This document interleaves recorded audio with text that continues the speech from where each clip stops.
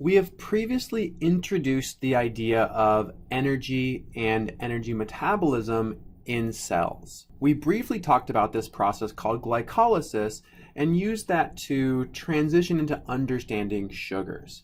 Well, in this section, we're going to leverage that information about sugars and about energy to have a more in-depth investigation of glycolysis and the role that it plays in energy production. Specifically, in this video, I'm going to introduce glycolysis in the context of all of the energy-related molecules that it directly produces, and then show how those products can go on to make a lot of energy. Okay, so let's start off by just kind of drawing out a very general pathway of glucose being converted to a molecule called fructose 1,6-bisphosphate. Okay, so what you'll note here is that when glucose is converted to this new product, fructose 1,6-bisphosphate, what we've done is add on 2 molecules of phosphate. That's what this bis means. It means 2. So we have converted glucose to fructose, and we have added on 2 molecules of phosphate. And as it turns out, those phosphate molecules came from ATP. Okay, so this very first step is a little bit counterintuitive in that we are consuming some molecules of ATP. In fact, we're consuming 2 molecules of ATP to produce 2 equivalents of ADP. Okay, so this is actually an energy consuming process, and we refer to this as the investment steps. We are investing some energy so that ultimately we can make energy. All right, in the next major conversion, we convert in several steps our fructose 1,6-bisphosphate into 2 equivalents of a molecule called pyruvate. And during this process, 2 things happen. One is that we consume 4 equivalents of ADP and produce 4 equivalents of ATP. And the other thing that happens is that we consume 2 equivalents of a molecule called NAD+, and we produce 2 equivalents of NADH. And we'll explore what these molecules are by the end of this video. Okay, and this is actually the end of glycolysis. Glycolysis is specifically the conversion of glucose to pyruvate.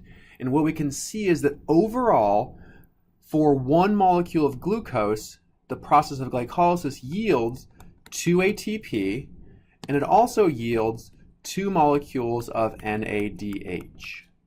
Okay, this is the energy yield of glycolysis, which really isn't a lot of energy. We've only made 2 molecules of ATP, but we have the potential to make a lot more. Pyruvate, which is the product of glycolysis, is a molecule that still has a lot of energy built into the covalent bonds. So we can actually exploit this energy to make a lot more ATP. Okay, this happens through 2 more big processes. The first is the shuttling of pyruvate into the TCA cycle. There are other names for the TCA cycle. The one we mentioned in a previous video was the citric acid cycle. Additionally, this is also known as the Krebs cycle. So if you hear either of those 2 names, they're referring to the same thing. Okay, in this process, we actually produce a lot more NADH and even a little bit more ATP.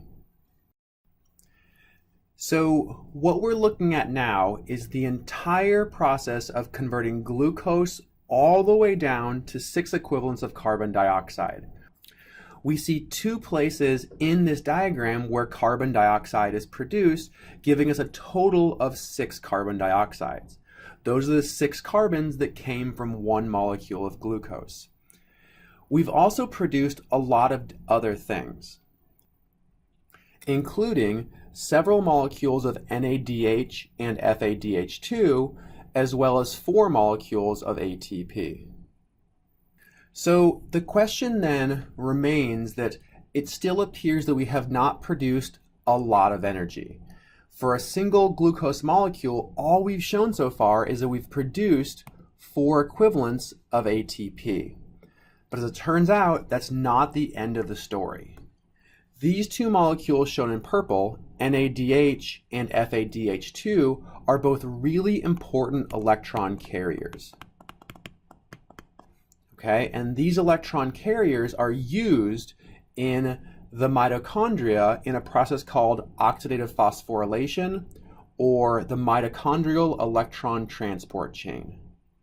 Okay, this process of oxidative phosphorylation actually uses these electrons, reacts them with some protons and oxygen that's dissolved in your cells, and this process produces 2 equivalents of water.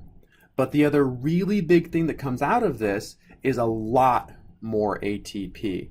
In fact, we usually get about another 32 more molecules of ATP when using up our NADH and FADH2.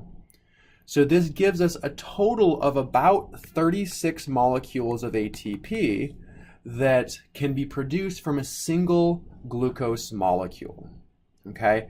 This entire process is known as aerobic respiration.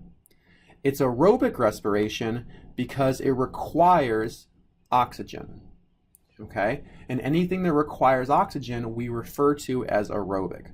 Right? And the presence and the requirement of oxygen in this process is why oxygen is so important for us to breathe so that we can live. We need that oxygen so that we can convert our glucose to energy.